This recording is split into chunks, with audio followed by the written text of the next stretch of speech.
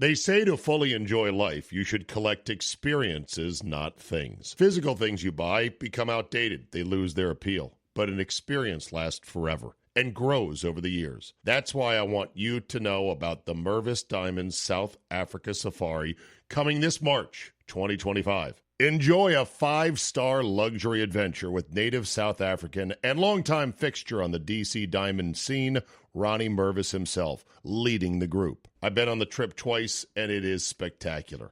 You'll fly to Cape Town, see the legendary Table Mountain, visit wine country and the spectacular coast. Then it's off to the Kapama Game Reserve to see the Big Five in their natural habitat: lion, elephant, Cape buffalo, leopard, and rhino. Finally, a tour of the Cullinan Diamond Mine in Johannesburg to see where the sparkly magic comes from. All told, 11 luxury days on the ground, all inclusive, for just $6,300 a person. This is it, people. The banger safari trip of a lifetime. I've been twice with Ronnie. You will not be disappointed. I guarantee it. Book now. Space is limited, and it's filling up quick. For more information, go to mervisdiamond.com/safari or call travel consultant John Almeida at 888-722-4872 and tell him I sent you. Remember, life is short. Collect memories, not things. As the leaves turn and the air gets crisp, it is time for some serious action. Bet on Lord football, from heart-pounding college rivalries to the bone-crushing NFL matchups. But that's not all. The ice is getting cold and the courts are heating up. Get in on the NHL face-off and NBA tip-offs as both leagues kick off their seasons. And if you want to get really nuts, bet on the election. Won't that be fun?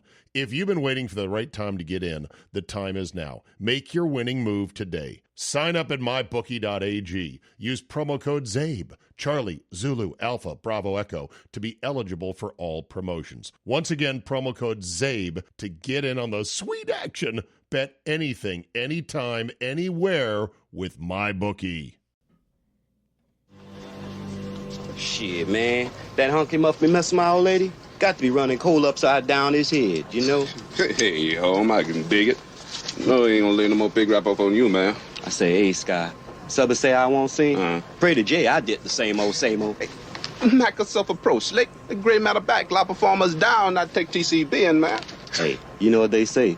See a broad to get that booty yak 'em? Leg her down or smack 'em, yak 'em. Cole got to be. You know? Shit. Airplane, 1975, Paramount Pictures, a so-called disaster comedy written by the brilliant Zucker brothers. Feeling down and dirty. Lay that booty down and smack 'em, yak 'em. Sir, I speak jive. Barbara Billingsley with one of the great cameos in movie history with that exchange. Wonder if that would fly today. Of course, jive was more of a 70s thing, but still, I'm sure it'd be deemed horribly racist and unacceptable, but it was pretty damn funny back in the day.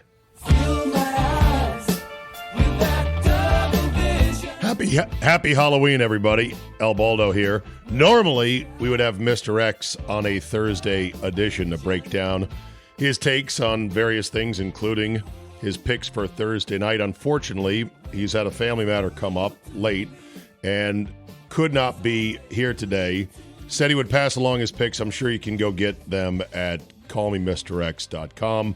We wish him and his family the best. I will say the 6-2 Texans on Thursday night at the 2-6 Jets is one of the fishiest, stinkiest lines all year. The Jets are -2. I know. They're -2 when most people say, how is that even possible? You are what your record says you are. Maybe, sort of, sometimes not exactly. You know, the Jets have lost a lot of close games, and they have lost a lot of close games because their kicker, Greg Zuerlein, has missed a lot of kicks, field goals and extra points. In fact, they brought in like 6 legs, including the Narv dog, formerly of Green Bay, to try out to replace him. I guess Zuerlein's on the injured list now at this point. So they aren't really what the record says. Now, the narrative on the Jets began the week with guys like Greeny saying, this is the biggest disaster ever. This season is the biggest disaster of all time. Well, why are they favored? Well, in part because Texans without Nico Collins and Stephon Diggs, who blew out his ACL, he's done for the year. And they were in a dogfight with the Anthony Richardson-led Colts. I love, in fact, I'll make it my play this week on Thursday night. I love the New York Jets, -2. Jets. Jets. And I'll take the over, too, because life is too short to take the under. I've never seen anything like it, and I would say that it's fair to say you haven't either. Announcers haven't either. Baseball players have not either seen it in their lifetimes. It was truly a new low watermark for sportsmanship when it comes to fan interaction and behavior with athletes. We take you. Bottom one, Yankee Stadium, fly ball, Gleyber Torres down the right field line. Take it away. Fly to right by Torres. Betts in the corner. Does he have room? Fights with the fan. And they're going to say that it's an out and fan interference. So an out, one gone in this first. It's the second time that Gleyber Torres has hit a ball that has ended up in fan interference in this series. He had the home run turned into a double back at Dodger Stadium. And yeah, Betts has that ball in his glove, and this fan literally tries to take his glove off. Pries the ball out of there. A for effort. Well, he won't be watching the game much longer. Wow, he might. No just chance. from a TV. We're going to be watching this on the TV. Wow, what a shit call from the otherwise excellent Joe Davis and John Smoltz. A for effort, and they're laughing like, ho, look at that crazy Yankee fan. Vermin. That's what they are. And the way the announcers treated it was just sort of baffling to me. In any other ballpark with any other fan base, it would be properly derided and decried as, that is completely unacceptable. What are you, 10 years old? Get your dirty hands off the players. They have a right to try to go into the stands and grab the ball. You have a right to try to catch it. You do not have a right to interfere with them trying to catch it, and you don't get credit if you pry the ball out of their glove. Total and utter dipshits. And yet the announcers started off the night by going, A for effort, I guess, says Joe Davis. Home run turned into a double back at Dodger Stadium. And yeah, Betts has that ball in his glove, and this fan literally tries to take his glove off. Ah, fuck him.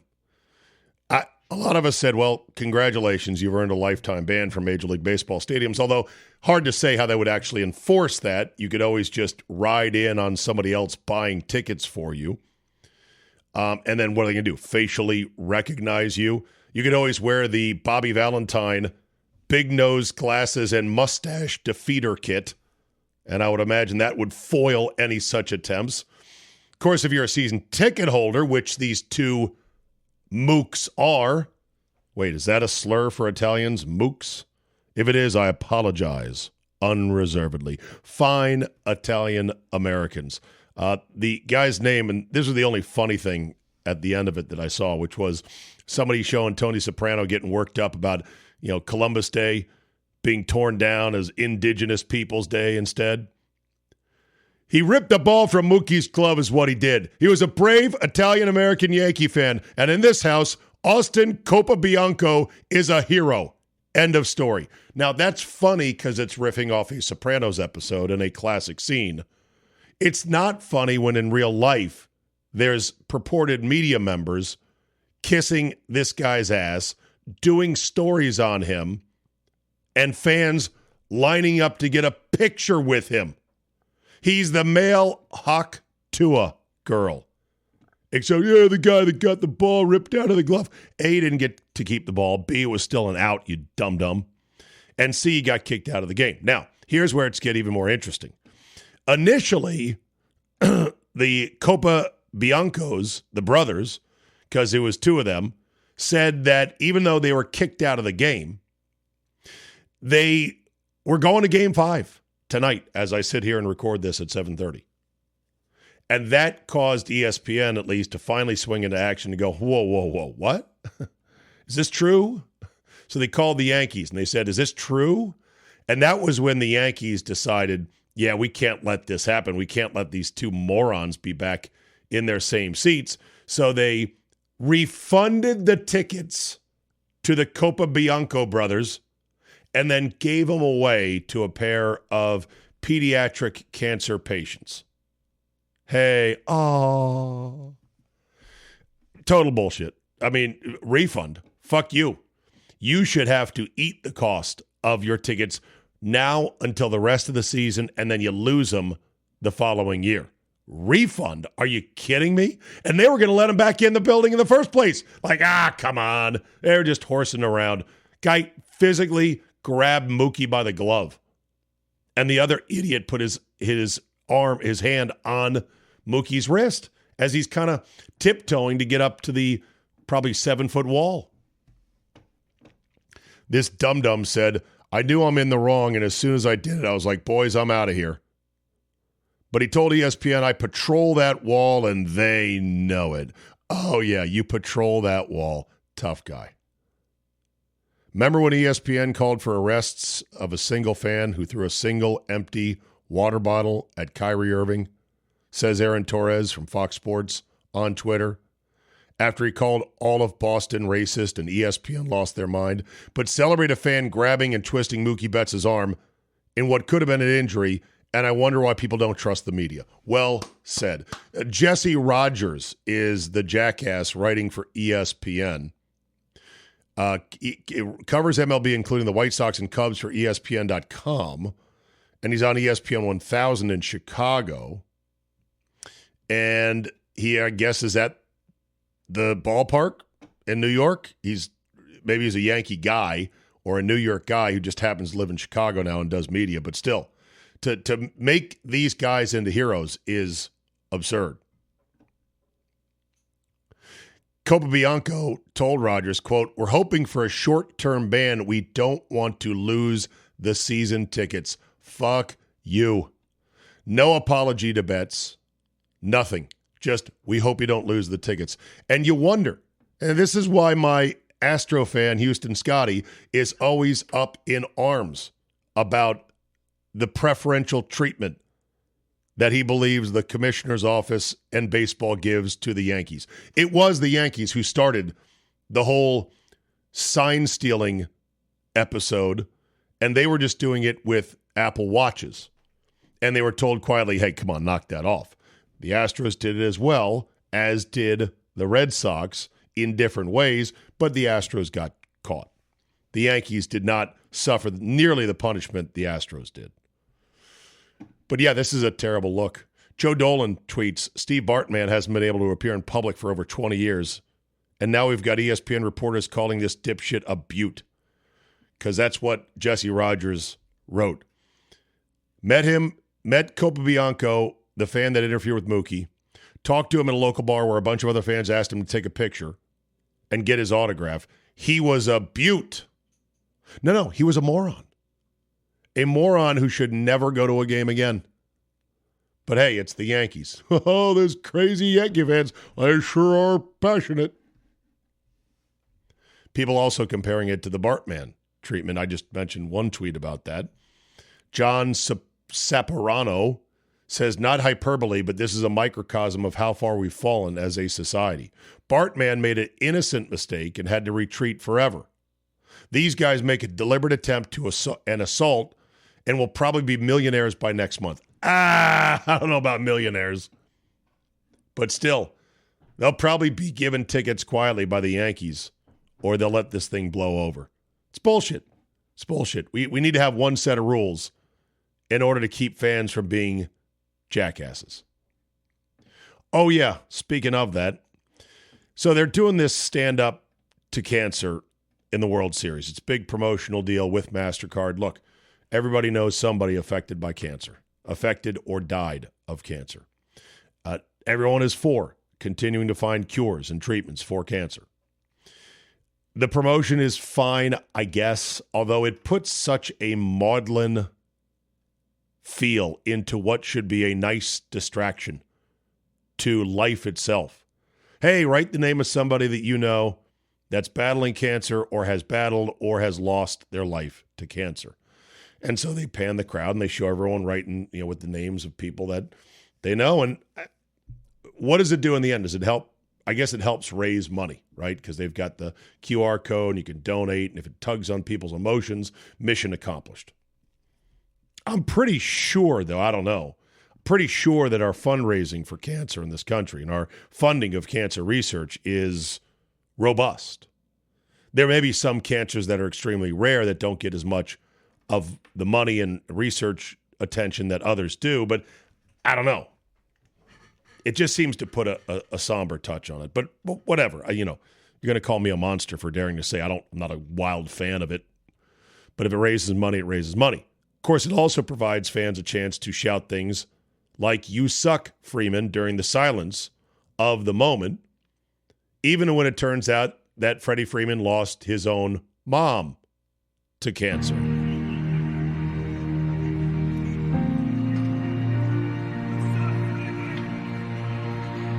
There it was right there. Don't know if you heard it. One more time. Yeah. I mean, I call Philly fans savages, and I mean it, but then again, it's also kind of tongue-in-cheek. I did lose a listener over it. I read that email earlier this year to you guys. Hopefully he's back. Well, maybe he's back. I don't want to say hopefully. If you don't want to listen, don't want to listen. That's fine. It's mostly tongue-in-cheek. They're savages in Philly because they really, really, really love their team, and they can be savage at times. But Yankee fans are vermin. No question about it. Not all of them.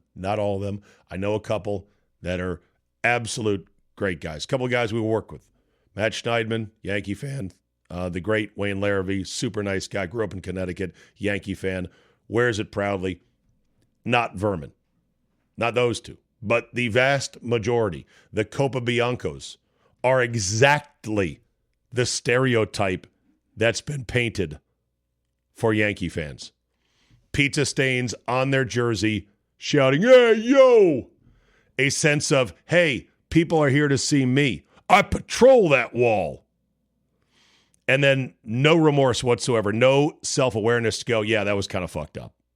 A was stupid, B was fucked up, and I probably should apologize. Nope. To his credit, Betts said, doesn't matter. I'm fine. We lost. Looking forward to Game 5, which is an athlete and a winner's mentality. Let's hope the Dodgers win by 38 runs tonight. We shall see. Speaking of viewership of the World Series, how's it doing? So far, pretty good. I mean, you would expect, right? Market 1, Market 2, Judge versus Ohtani. They better be decent ratings. The series up until this last game that went to the Yankees was not great. Both teams were hitting very poorly. If it weren't for Freeman, batting averages for both teams would be completely in the tank. Average viewership, according to Bill Shaken, 2024 World Series, 15 million. NBA Finals, 11 million. And that included Boston versus Dallas, a traditional big market team with stars, Boston, and a big market team that hadn't been there in a long time with stars. Should have done better than just $11 million. 11 million people, I should say, not dollars. Speaking of the NBA, ratings are down big right out of the gate. Awful Announcing writes that ESPN's opening doubleheader averaged just 1.6 million views, down 42% from last season's season opener with Victor Wembanyama, the alien, down in San Antonio. The Bucks Sixers did poorly, 1.7 million, down from 2.5 for Celtics Knicks in 2023, and Suns Clippers was at 1.5, down 49%. Wow. Of course, it doesn't help that the Sixers didn't play Embiid right out of the gate, and I don't think he's played yet. Clippers Suns, I don't know what the deal is there. New arena should have drawn some interest attention. The Thursday night game on TNT, Spurs Mavericks, drew a 1.4 million number. That's a 29% decrease. And the Friday game on ESPN, Pacers Knicks, drew 830,000 viewers, fewer than a college football game on ESPN2.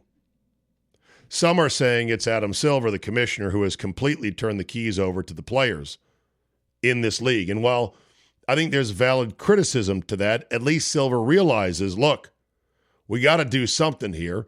This is why he helped maneuver to make it so that in order to get all NBA status, or actually, I think it's for MVP, you have to appear in a minimum of 65 games. I think it's 65. So he's done some things. The in-season tournament is meant to generate revenue. Their TV deal is insanely lucrative. They sell tons of merchandise and have tons of interest in Europe and especially China. The league financially is not in any danger whatsoever, but its overall grip on the viewing public in America continues to slip, and it's not good.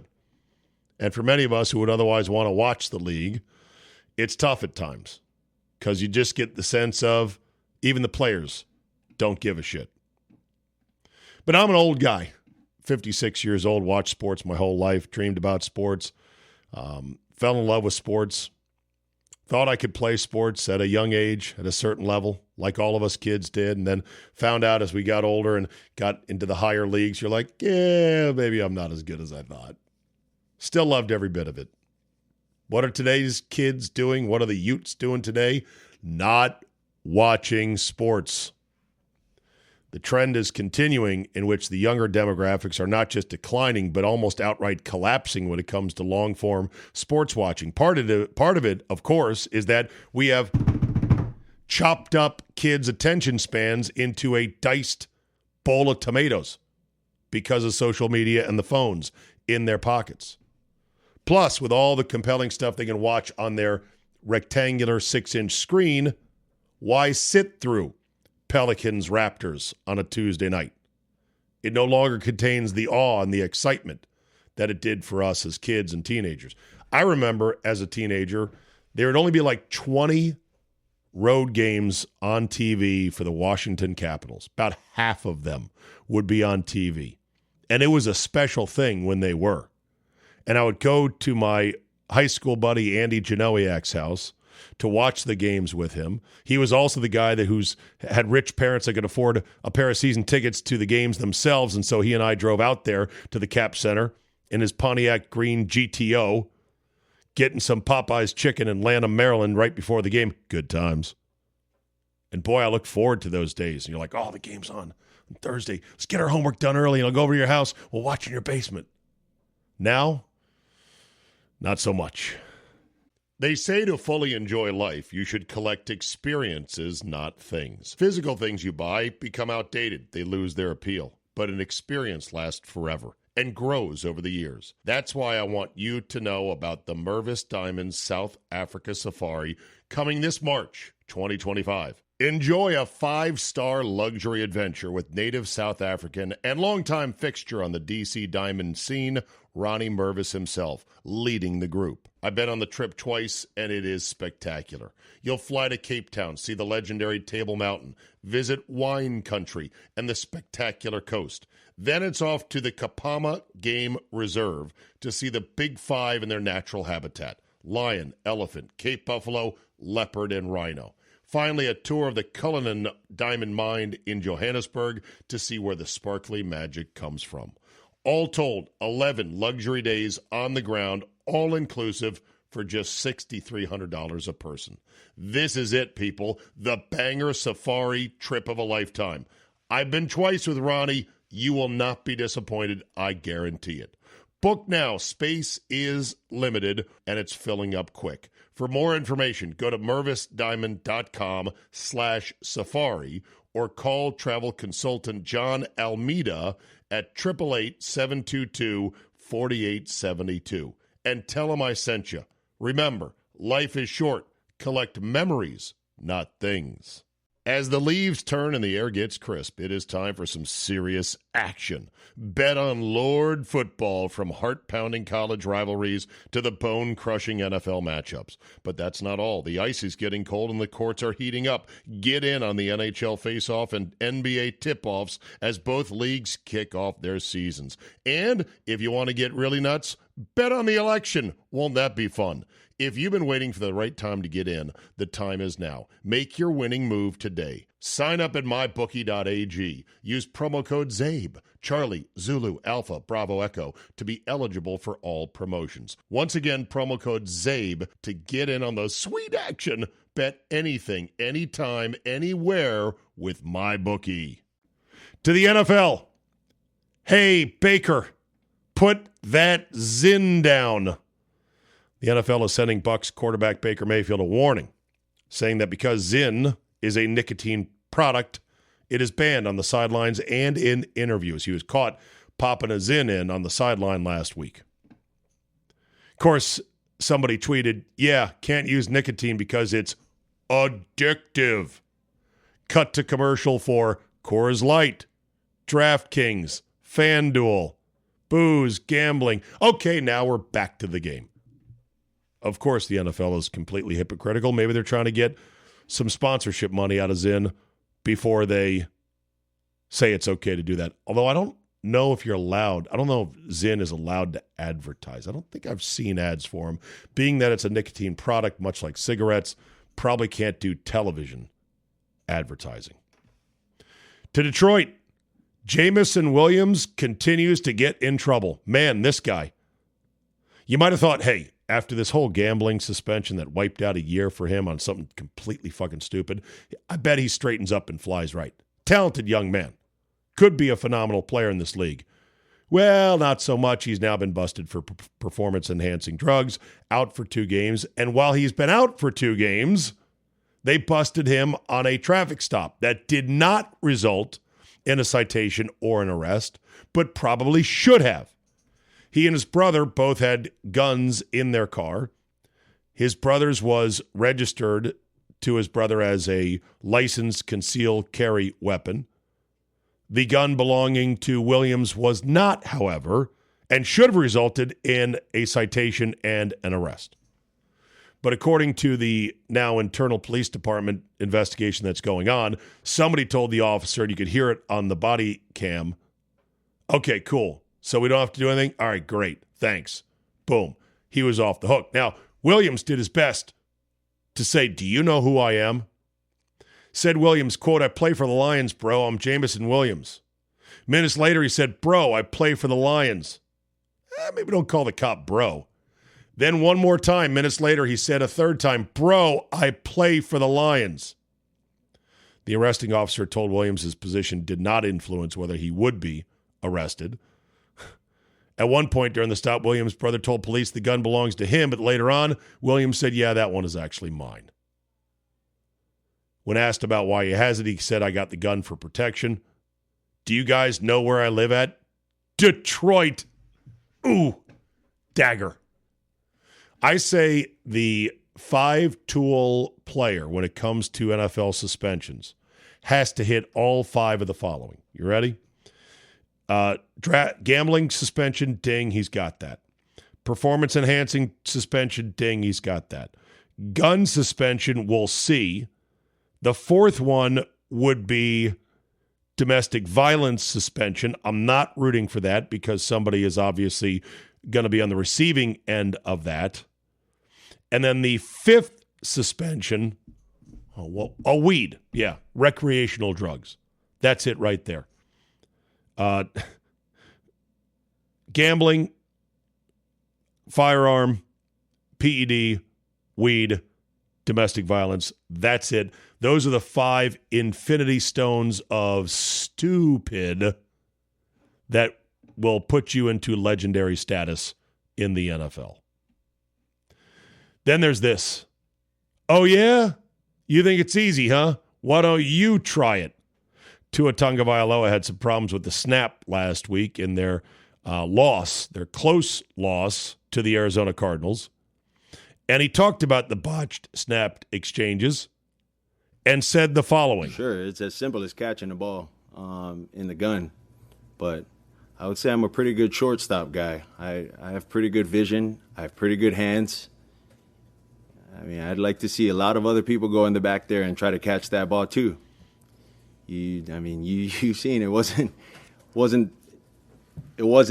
Brew's best, and Brew knows he can get it better, but it wasn't my best as well. But I'm just saying, to give perspective, it's not as easy as what it looked like, sitting down on your couch eating chips. Oh, he went there. The old sitting down on the couch, stuff in your face. Well, it's true. That's what we were doing, most of America. But there's one other key thing you forgot, Tua, and I like Tua. One other key thing you forgot. You're being paid nearly $60 million fucking dollars a year. And this is not supposed to be a difficult part of the job. It's part of your job. It's why you get paid so much. It's, some would say, maybe one of the easier parts of the job compared to how hard everything else is. But to go there on the, I'd like to see you try it, and then throw in a gratuitous snack food reference. Snack food. Come on, man. Be better than that. What does it really mean? Tough to say.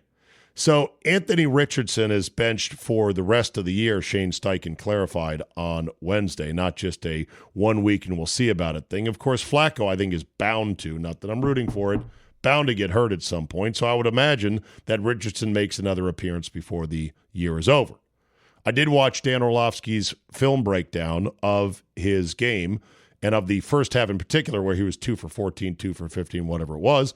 And Orlovsky pointed out rightfully, look, there's a lot of great plays in here that just didn't connect. There's a lot of really good throws that were 1 inch away from or flat out dropped by receivers. And I agree with him on that. But at the end of the day, those plays should be offset by a lot of very easy throws to mostly wide open guys, because in the NFL, it's impossible to cover everybody on every play. It's the better quarterbacks who know how to diagnose before the ball is even snapped and make sure to make a ton of otherwise easy throws. And then if you hit on a couple of your big 50-50 balls downfield, you're really doing great. But that said, here's the stat to consider. And this is where I say, what does it really mean? Tough to say. A whopping 12.95% of Anthony Richardson's pass attempts have resulted in a PBU, pass breakup. Shouldn't it just be a PB? Because breakup is one word, not two. A PBU, pass breakup. This according to Noah Compton on Twitter. He's a senior editor at Stampede Blue, which covers the Colts. No other quarterback in the NFL has a rate of 10% or higher. I don't know if 13% is, quote, whopping, but he's 3% clear of the next guy. And so, therefore, it's an outlier. More of Richardson's passes has resulted in a PBU. What does it mean? Well, it either means that the receivers aren't getting open, or maybe he's throwing late in the intended pattern, allowing the DBs to catch up. Maybe the ball position on his throws aren't quite what they should be. Maybe he's turning down other easier throws that are open on plays and then opting into a more challenging throw that ends up getting broken up. You just don't know. The Colts pass catchers, writes Compton, are also third worst in separation at the time of target, 3.2 yards per NFL pro. So if you believe that metric, they're also not getting open. Could be a little bit of both. It could be 70-30. You just don't know. How about what does it really mean? Tough to say. Part 2. Jaywalking is now legal in New York City. That's right. Crossing the street with no regard to the crosswalks or the lights that say, okay, stop, now walk. Or in other words, the basic mechanisms that keep a large city like Gotham from descending into total and utter chaos. But of course, you know the reason why it's now no longer illegal, right? Jaywalking is officially legal here in New York City. The new law allows people to cross a roadway at any point, including outside of a crosswalk. Supporters of the law say people of color were unfairly targeted for jaywalking by police. City data shows police gave nearly 800 pedestrian-related summonses in the first 6 months of the year, with 77% of them going to Black or Hispanic people. So what does it really mean? Tough to say. If they did a study of everyone who jaywalks during a defined period of time with camera technology and someone counting actually, okay, white guy, black guy, white guy, black guy, can't tell that one's sort of olive color, but I don't know where we're going to put it. Okay, how do we categorize Asians? All right. Either there is a racial disparity that is out of norm with whoever is doing the jaywalking, or it's possible that those groups jaywalk more than the others. That they say, oh, hell no, I can get across the street here. It's like playing a human game of Frogger. There was a study I remember once reading about on the New Jersey Turnpike in which they felt like, hey, black drivers are getting more speeding tickets and they're being racially profiled on the New Jersey Turnpike. So they set up a study with some high-resolution cameras and radar, and what they found out was that black drivers tended to speed more, like a lot more. And of the most egregious speeders in terms of on the upper end, it happened to be that demographic. Could that account for why? Probably, but it's tough to say because a lot of things remain murky in the middle. And by the way, I'm not saying that racial profiling did not and never occurs. It absolutely does. Just what does it mean? Sometimes it's tough to say. Then we'll end on this today. So, the legend of how broken and hopeless the McDonald's McFlurry machines are has gotten to the point where even Donald Trump tweeted last week, if I'm elected president, McDonald's ice cream machines will work great again. If only it was that easy. Why are these machines so broken all the time? The Wall Street Journal has a story titled, McDonald's finds an unlikely savior to finally fix its McFlurry machine problems. This one dated October 28th, 2024. There's a new McFlurry cup as well. The old ones would have a plastic clear dome with a smaller cutout in the top, and you would kind of stick your spoon in there, and you would dig up your delicious and fattening and synthetic and sugar-laden and awful. I mean, awfully delicious, but awful for your health. McFlurry. And then you would scoop it in your mouth. The new ones have what look like to be a temporary open-ended cardboard rim that's jagged on the edge, and the McFlurry sits in there deeper so it's not going to spill out or anything. I think it works just as fine. It probably takes less materials. You don't have to put a lid on it. Whatever. But why do the McFlurry machines break so much, and why has it become such legend that there are websites called McBroken? And why has it spurned so many comedians' set lists of jokes to do? It's all because the McFlurry machines are only serviced by one company, Taylor Commercial Food Service. And they don't let anyone else work on them. The machines are also complicated, and they also break quite a bit, need part replacements. And when you do have that go wrong, as a franchisee, you got one choice. Call the rep for Taylor Commercial Food Service. But a number of McDonald's owners have said that the Taylor reps are hard to get to come out in a timely fashion, that the waiting on them can at times be days, depending on location. So some franchisees are like, well, we know what it is. We could fix it. We just need to be able to get in there and do it. Why can't they do it? Why don't they just say, all right, we're going to go in there and fix the doodad, the McDongle, whatever it is that's going wrong? It's because, get this, the McFlurry machines have software that they run on, and they're networked.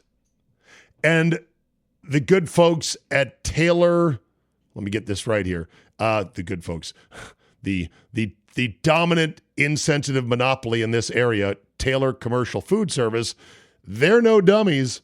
They make sure to lock that shit down with software. They limit who can repair their devices or machines using software as their lockdown, digital locks. Everything from tractors to coffee makers, all these devices that have software in them, they're oftentimes used not to make it better or easier or more convenient, but to have more control over them. And of course, talk to each other when we're sleeping and conspire to kill us in our sleep. Anyhow, what has happened is that some people have said, look, there's a instructional manual that is on, not manual, but there's like a video on the web saying, here's how you hack into your own McFlurry machine, and here's how you fix it. Of course, it would void the warranty, and the warranty on these machines go between 1 and 5 years, says the company. So what did McDonald's do? They lobbied, and other manufacturers joined in, to the Copyright Office to grant a narrow exemption for commercial food equipment when it comes to this kind of digital hacking to unlock the devices that are, pretty much hemmed into one service company. And they got it. The Copyright Office said, okay, you're exempted, despite, I'm sure, the protestations and all the money that Taylor Commercial Food Service poured into Washington and their elected representatives. You know how democracy works. They're like, hey, bro, why'd you do this? I thought we had a thing, man. You were going to help us out. We got your back. You got our back. We give you money, get reelected. You make sure that this shit stays the way we want it. Only we fix those machines. A company called Kitch, Kytch, offered devices that alert restaurant owners about breakdowns in ice cream machines, saying they could prevent damage. McDonald's warns franchises off of using those devices, saying they were not sanctioned and could pose a safety hazard, which, of course, Kitch denied. Kitch has now sued both Taylor Food Service and McDonald's. In other words, they came up with something that would help see problems before they became problems in the McFlurry machine. So don't say, people, that your government is totally unresponsive to the needs of the citizenry. Don't say that we are a completely dysfunctional shit show of a country. Don't say America is in her fat Elvis stage of existence. Some things we can get on if we bitch enough. And sadly, that's so we can all get even more morbidly obese, get on Ozempic, and then have horrible things go wrong and let the lawyers negotiate a massive class action settlement coming in 3, 2, 1 years from now. Who knows when that's going to happen, if ever. And if you're on Ozempic or some other semaglutide and it's worked great for you, great. I'm not a doctor. I'm not a pharmacist. I don't know. From what I've read, sounds kind of dangerous. Sounds like you're really monkeying with your own body's nutritional and gastrointestinal system. But look, if it's the only option, it's the only option. I hope it works out. Well, look at the time. I've prattled on by myself for nearly 40 minutes. I hope you've enjoyed today's CzabeCast. As a solo CzabeCast, I always get emails saying, absolutely, more of you, less of your guests, even though you tend to like most of my guests. So I give you this podcast, just me. And maybe I'll put myself into the starting lineup, just a me cast, once a week. My own opinions. So if you don't like them, come to me and say you're full of shit. Or just fast forward and skip. Or call me an asshole to your radio. Whatever you want to do is fine. That's it for me today. Thanks for listening. Again, I got the Jets -2 and the over. Mr. X did not send me his picks in time for this CzabeCast. We wish him well with his family matters, and we'll welcome him back next week. And, of course, you can go check out his website, callmemrx.com. Thanks for listening. Have a great Thursday, and we will see you next time.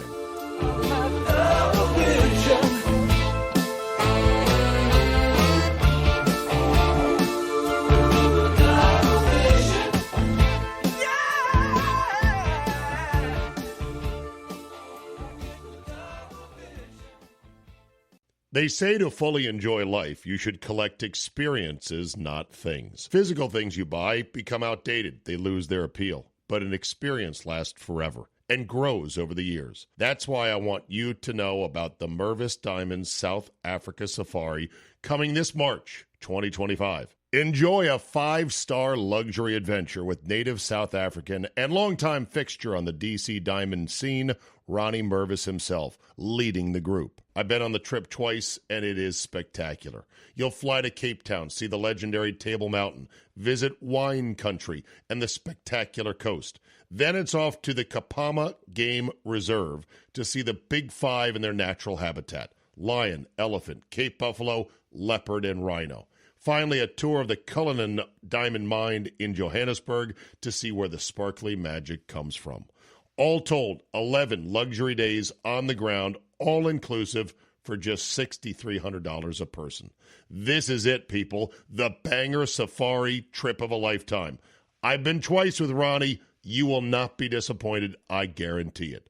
Book now. Space is limited, and it's filling up quick. For more information, go to mervisdiamond.com/safari or call travel consultant John Almeida at 888-722-4872 and tell him I sent you. Remember, life is short. Collect memories, not things. As the leaves turn and the air gets crisp, it is time for some serious action. Bet on Lord football, from heart-pounding college rivalries to the bone-crushing NFL matchups. But that's not all. The ice is getting cold and the courts are heating up. Get in on the NHL face-off and NBA tip-offs as both leagues kick off their seasons. And if you want to get really nuts, bet on the election. Won't that be fun? If you've been waiting for the right time to get in, the time is now. Make your winning move today. Sign up at mybookie.ag. Use promo code CZABE, Charlie, Zulu, Alpha, Bravo, Echo, to be eligible for all promotions. Once again, promo code CZABE to get in on the sweet action. Bet anything, anytime, anywhere with MyBookie.